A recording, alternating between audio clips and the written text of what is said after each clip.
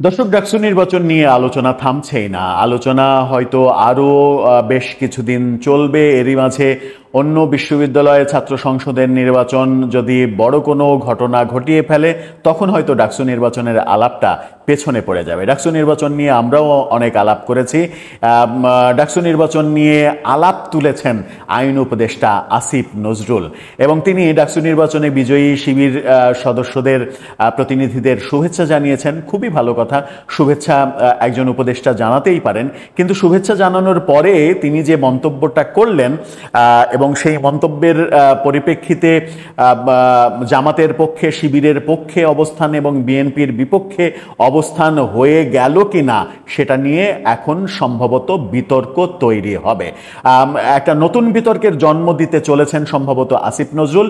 সেটা যখন ঘটলো তখন একই দিনে গতকালকে আমরা দেখলাম আমাদের সংস্কৃতি উপদেষ্টা মোস্তফা সরোয়ার ফারুকী খুবই সুন্দর একটা ফেসবুক পোস্টের মাধ্যমে রাজাকার শব্দের নতুন ব্যাখ্যা এবং নতুন সংজ্ঞা কি হওয়া উচিত সেটা আমাদের জাতির জন্য একটা শিক্ষণীয় পোস্ট দিলেন।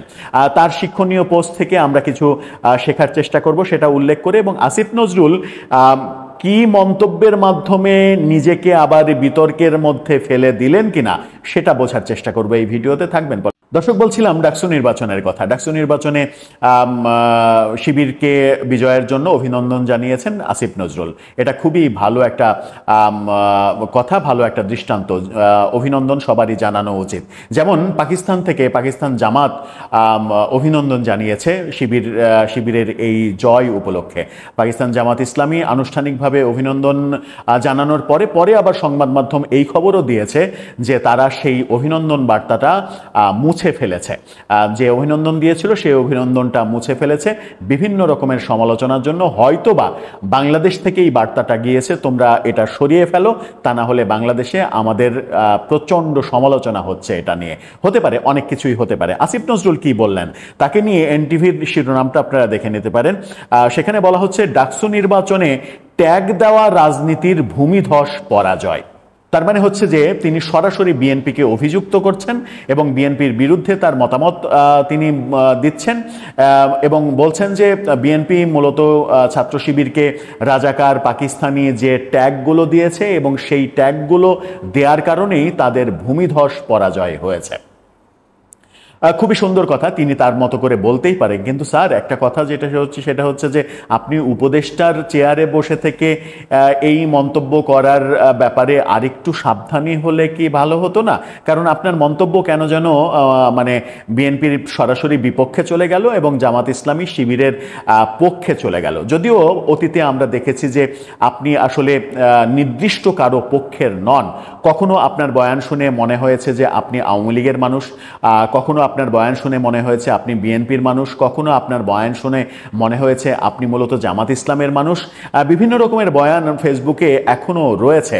বঙ্গবন্ধুর মানে অসমাপ্ত আত্মজীবনী পড়ে আপনার হৃদয়ের মধ্যে যে হাহাকার জন্ম হয় সাহিত্য মূল্য নিয়ে, এটার সাহিত্য মূল্য নিয়ে, এবং বঙ্গবন্ধু কত বড় নেতা সেটা অনুধাবন করতে আপনি শিহরিত হন। যেমন তেমনি বঙ্গবন্ধুকে নানাভাবে উপাধি দেওয়ার ব্যাপারটাও যখন আমরা দেখি, আবার পরবর্তীতে মানে বিভিন্ন সময়ে আমরা দেখেছি যে গোলাম আজমের বিপক্ষে, গোলাম আজমের নাগরিকত্ব, গোলাম আজম রাজাকার, এই ধরনের মানে লেখালেখিও আপনি করেছেন। আবার জামাতের পক্ষে বিভিন্ন সময় বয়ান দিয়েছেন, বিএনপির পক্ষে বিভিন্ন সময় বয়ান দেখা গেছে। এখন আবার মানে শেখ হাসিনার পক্ষে যত বয়ান, মানে একটা বয়ান দিয়ে তো বিখ্যাতই হয়েছিলেন আপনি, যে মানে যে ঘটনা 24-এ ঘটেছে, যে গণহত্যা, যেভাবে মানুষকে মারা হয়েছে 24-এর আন্দোলনে, পাকিস্তানি হানাদার বাহিনীও এভাবে মানুষকে মারেনি, এভাবে মানুষকে পুড়িয়ে মারেনি। এই কথা বলে তো বিখ্যাত একটা ব্যাপারও হয়ে গিয়েছিল, চতুর্দিকে আলোচনা তৈরি হয়েছিল। যদিও পরবর্তীতে আপনি এই কথার জন্য ক্ষমা চেয়েছেন। কিন্তু ব্যাপার হচ্ছে যে আমার ব্যক্তিগত যে ভাবনা সেটা হচ্ছে যে আপনি খুবই শ্রদ্ধেয় একজন মানুষ, জ্ঞানী একজন মানুষ, উপদেষ্টার চেয়ারে বসে থেকে অন্তত রাজনৈতিক কথাবার্তা, যেমন ডাকসু নির্বাচনে হারের যে কারণ, যে জয়ের যে কারণ, এগুলো আসলে উপদেষ্টা আপনি যখন নিরপেক্ষ একটা অবস্থানে আছেন তখন বললে হয় কি, যে একদিকে অবস্থান হয়ে যায়। আপনাকে তো একদিকে অবস্থান হোক এটা কেউ চাইবে না। এই যে আপনি মন্তব্য করলেন, এর প্রেক্ষাপটে বিএনপি যদি আপনার নামে বিষোদ্গার শুরু করে এবং বিএনপি যদি আপনার পদত্যাগ চেয়ে বসে, আপনার বিরুদ্ধে সোচ্চার হয়ে যায়, তখন আপনার মানে সম্মানের উপরে আঘাত লাগবে, যেটা আপনি আরেকটু সচেতন থাকলে বোধহয় হতো। তখন আর মনে হতো না যে আপনার মন্তব্যটা একেবারে জামাতের পক্ষে চলে গেল এবং খুবই নগ্নভাবে বিএনপির বিপক্ষে চলে গেল, এবং জামাতের পক্ষে যখন চলে গেল, বিএনপির বিপক্ষে যখন চলে গেল, তখন সেটাকে নিয়ে, সেটার সঙ্গে মহান স্বাধীনতা, মুক্তিযুদ্ধ, স্বাধীনতা বিরোধী এই ব্যাপারগুলোর সম্পর্ক নির্ণয়, সম্পর্ক তৈরির কথাও হয়তো অনেকে বলবেন, বিশ্লেষণ করবেন, অনেকে এইভাবে ব্যাখ্যা করতে চাইবেন যাতে করে আপনি বিতর্কের মধ্যে পড়বেন।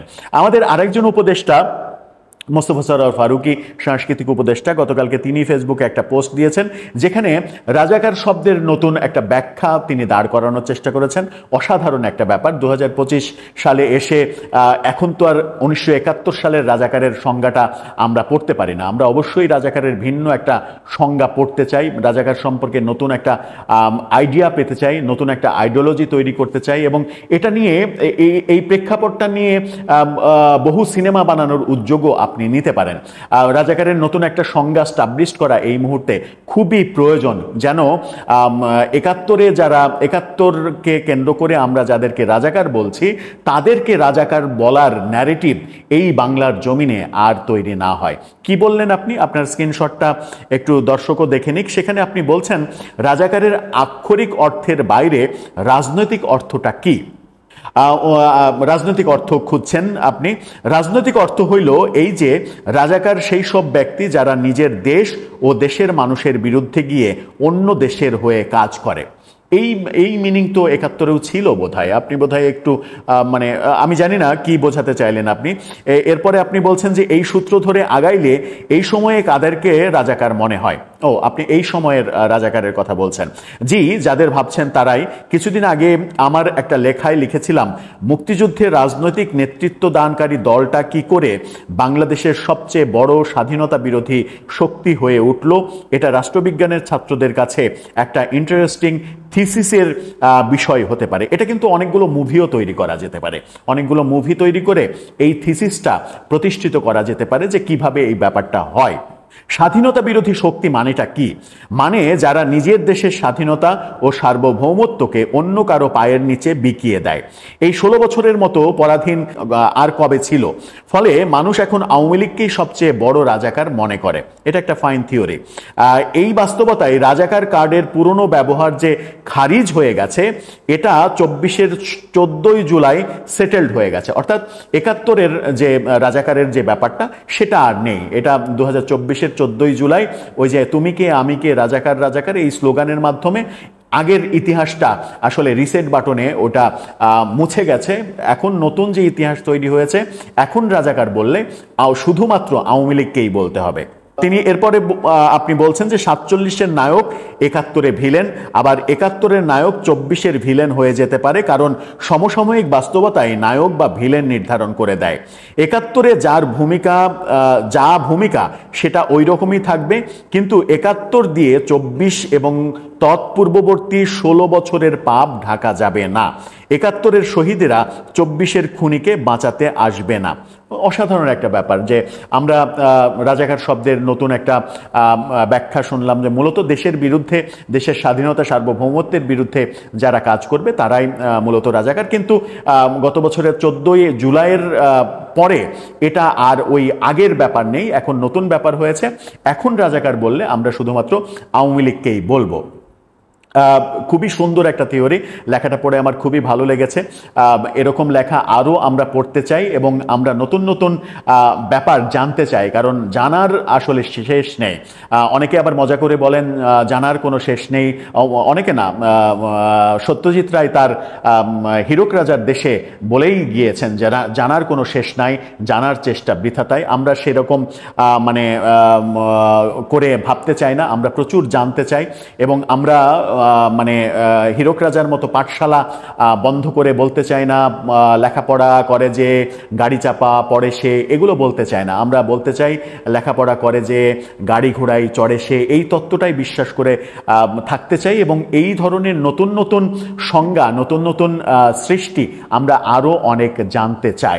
শুধুমাত্র এখানে একটা সম্পূরক প্রশ্ন, সেটা হচ্ছে যে এই সরকারের একটা কর্তব্য, মোস্তফা সরোয়ার ফারুকীর এই লেখার পরিপ্রেক্ষিতে যেটা ব্যক্তিগতভাবে মনে হলো যে একটা কর্তব্য এই সরকারের, আমার মনে হয় যে এই সরকারের কাঁধেই পড়ে, সেটা হচ্ছে যে শেখ হাসিনা তার 16 বছরের 15.5 বছরের শাসনামলে দেশবিরোধী, সার্বভৌমত্ব বিরোধী, বিশেষ করে ভারতের সঙ্গে কি কি চুক্তি করেছেন, দেশ কিভাবে বিক্রি করে দিয়েছেন, দেশবিরোধী কি কি চুক্তি হয়েছে, সেগুলো জনসম্মুখে প্রকাশ করে দিলে আমাদের আওয়ামী লীগকে কিংবা শেখ হাসিনাকে রাজাকার বলতে আরও বেশি সুবিধা হতো। তখন জনগণের কাছে একটা স্পষ্ট মেসেজ যেত যে এই এই চুক্তির মাধ্যমে এইভাবে শেখ হাসিনা 15.5 বছরে দেশের স্বাধীনতা এবং সার্বভৌমত্ব বিকিয়ে দিয়েছেন অন্য দেশের কাছে।